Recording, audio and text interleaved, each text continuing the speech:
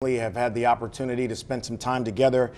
Tonight, I want to introduce you to Paul Rice. But first, if you remember earlier this year, we talked about Devin Page Jr., the 3-year-old that was a victim of senseless violence right here in Baton Rouge. In fact, his picture has remained on our set since this happened and will remain there until we find the person or persons responsible for that baby's death. Tonight, I want to introduce you to Paul Rice. Paul is the father of Allie Rice, a 21-year-old LSU student who was minding her own business and ended up being another victim of gun violence here in Baton Rouge. I'm not going to ask you a silly question like, how are you? Because I think most of us can understand how that is. But I do want to ask how your family is and how you guys are coping with this now, so many weeks after it happened. Yeah, right now we're, it's 2 months into this and we're still in shock. I can say from my own perspective, I wake up every morning hoping it was all just a bad dream. And, unfortunately that's not the reality here. But, we're slowly trying to get back into our routines again, returning to work, kids going back to school, and, we're all struggling in our own ways right now, but, we're, doing therapy and, communicating and talking and, just trying to stay open communication line. When Cathy Toliver, who's going to be here on the set with us later in the show, came here and she told me about that night and talked through it. Are you comfortable talking about how that unfolded for you? Sure. Okay, tell me about that. So we were woken up at 4:45 a.m. Friday morning, September 16th. Dogs were barking. It's not uncommon for that to happen, any kind of noise outside that's going to trigger them. But when I went out of the bedroom to go calm the dog down, I could see the flashing blue lights outside. It was just a couple seconds later that the doorbell rang. So it's kind of a quick reality check right there. You're not about to get good news. We were greeted by the policemen or the detectives at the door and, basically confirming that I was Allie's father, and proceeded to tell us that there had been a shooting event on Government Street a couple hours prior. And be honest, I was still half asleep. I'm hearing about half of what they said and trying to figure it out. But just mentioned that she was, her car and all was caught in the crossfire there. And finally, I stopped them and said, "Is she okay?" And it's when the detective responded back and said, "No, sir, she's with the coroner now. She didn't make it." And that was just like the most life-changing moment I've ever experienced in my life. Yeah. From there, it went to, just begging for any kind of detail we could get, which of course nothing was really known at the time as to what and who and why and how bad and all of that. So, made the call to my ex-wife, Allie's mother, and, got her to come to the house so she could hear it from the detectives and not from me. And, just the word spread, very quickly after that. And, next thing you know, we have a house full of people for the next 3 weeks. Yeah. But tell us about Allie. We got a couple minutes before the Sure. commercial break. People have heard about this story and only know her as a footnote in the story, but let's talk about who this young lady talk about her. Allie she was my oldest daughter. She just turned 21 in May. She was a marketing major at LSU. Was in her senior year, looking forward to graduating and starting her career. But, Allie was a very energetic, vibrant, just personality. Everybody that's ever met her remembers her, has a story about her. But, she went through her childhood as a competition dancer. She did competition cheerleading. She was a cheerleader at Dutchtown High School, was on the homecoming court. Her senior year, she was the voice of Dutchtown High School every morning during the announcements. She had her tagline, "It's a great day to be a Griffin." Moving on into college, I mean, she's always been a hard worker. She's worked at many restaurants, in the Baton Rouge and Ascension Parish area, ever since she was in high school. But, Allie's personality, she lit up a room when she walked in. She was loud, she was energetic, she hugged everybody, just always had a kind word to say. She loved to dance. A lot of people that know her, she's famous for her TikTok videos, including the ones that she dragged me into. But, she was just that friend to everybody, the one that was there when they needed her, the one that could sit and talk and not be judgmental, but be direct at the same time, not give the sugar-coated advice. Well, we're going to take a quick break and come back and continue talking about Allie with Paul. And Cathy Toliver is going to join us here on set, and she'll talk about something that she's got going on in Baton Rouge, turning pain into purpose. Back with more of our conversation with Paul Rice in just a moment.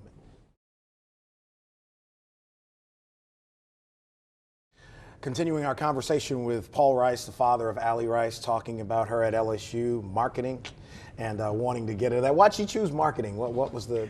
She actually went down several trails, yeah. But started off wanting to be a surgeon. Then somewhere down the line she realized that's a big gap. It's a huge gap. It went from surgeon to nurse to accounting. All right. And then she finally landed on marketing.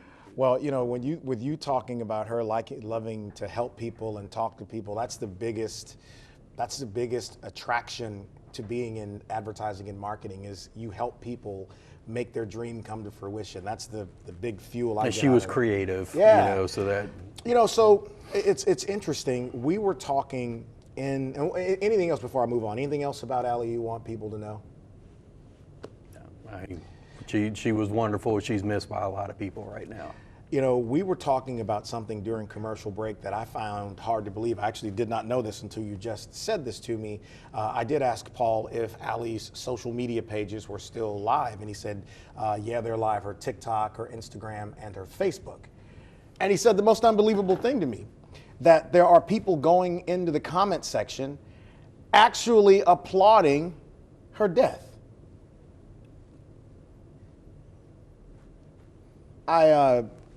So you said you've contacted Facebook about addressing it or pulling the page down? I was trying to take control of the account first, but the more I read on that, they're not going to do that. But I was at least trying to get her Instagram shut down. Facebook, we were able to get into a memorial state. If you go to her page, it says remembering, Allie Rice on there. TikTok, we haven't had any issues with, but her Instagram, there's a lot of fake profiles, or I guess temporary profiles with no, people with no followers and no picture or anything like that are just posting very negative posts about her and applauding her death, and and it's coming from a few different angles as well. But I don't even know how to express what I'm thinking without swearing on the air, so let me just move on really quick. Yeah. Your daughter's murder got national attention. Yes. And it was, much like the case of Devin, one of those moments that made a lot of people take a step back and go, what the hell are we doing? Before Cathy comes on, and she'll be on set with us in the next segment, what do you want to come from this? What do you want? Because clearly you want this to become something. Yes. Right? What do you want this to become? I mean, a change in culture is probably what I would consider to be the most primary directive here.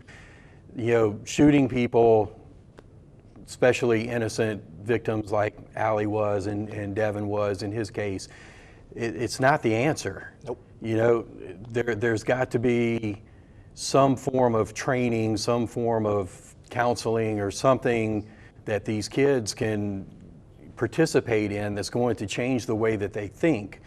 The more we go through this, the more I'm learning about the criminal justice system, the inner workings of our police departments and things like that. And the most eye-opening thing to me that I heard in conversation with Chief Murphy Paul was these guys are getting out so quickly, before their trials can even be had. The bails are being set so low, or low enough that they can get out, and they're committing crimes again while they're waiting Yeah. for trials for the first thing. You You know, know, they're tired of arresting the same people over and over. It's definitely a repeat offender scenario here. Well, I want to continue this conversation, but we'll do so with Cathy Toliver, who is Devin Page's grandmother. She's going to join us here on the set as we talk with both of them. Back with that in just a moment.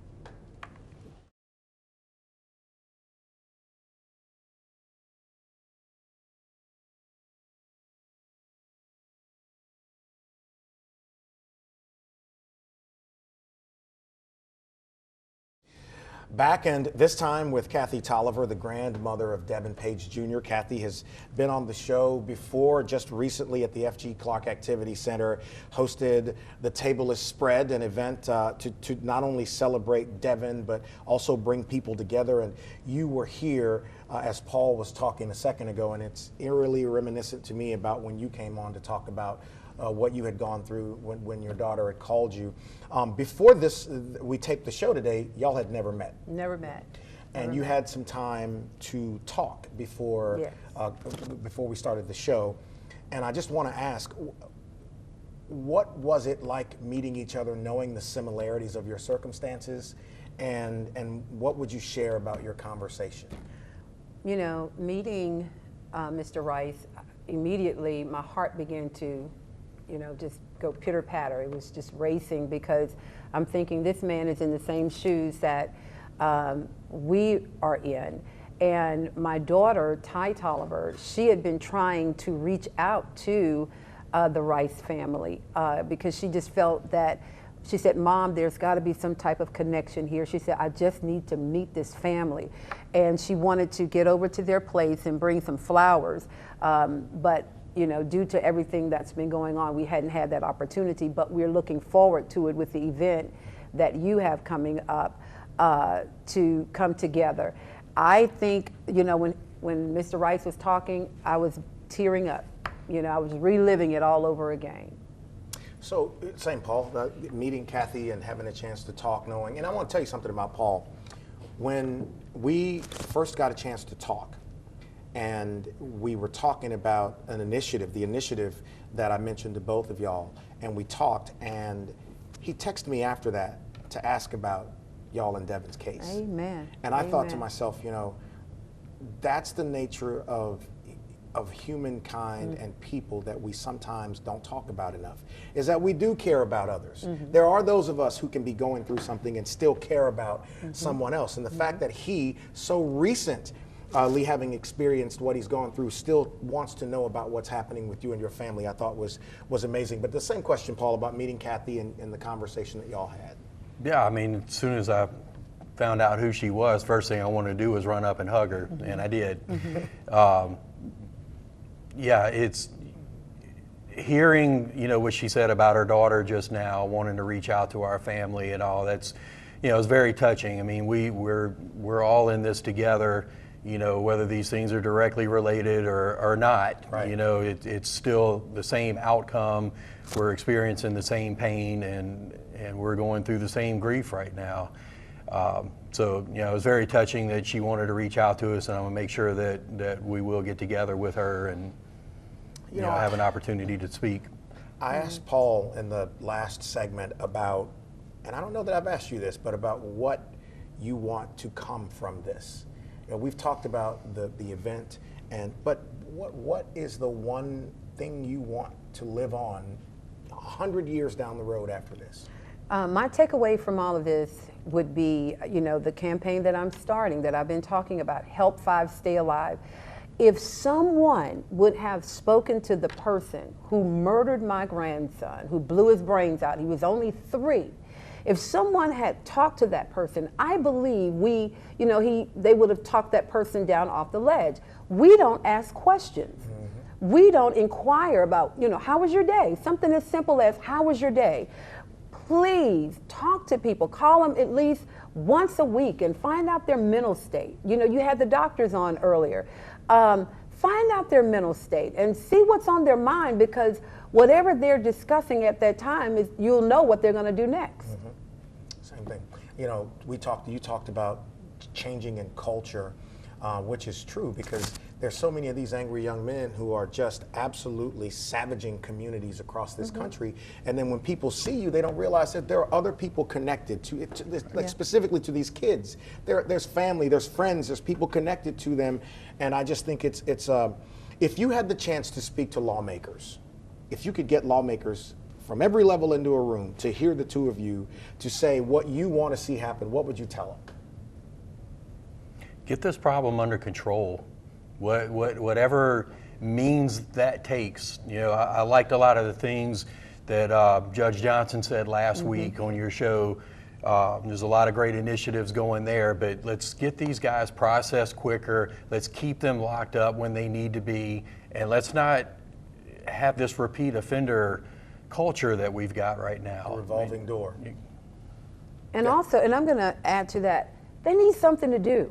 You know, when you're driving down the street, a lot of times you see them sitting on the porch, standing on the street corner, you know, doing what they do. They need something to do. And there are so many things out there to do. You know, now that's, you know, opening up a whole can of worms because now, you know, we can go in and dissect a whole lot of stuff.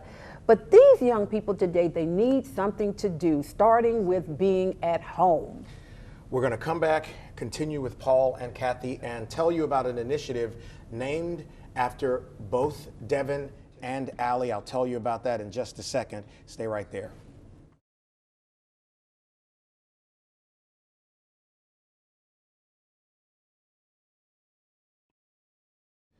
So the Law Enforcement and Criminal Justice Foundation of East Baton Rouge Parish and the Baton Rouge Area Chamber have partnered on an initiative. It's a crime camera initiative named, as I said, going into break after Devin and Allie. It is called the Paige Rice Camera Initiative, and here's how it works if you haven't heard about it.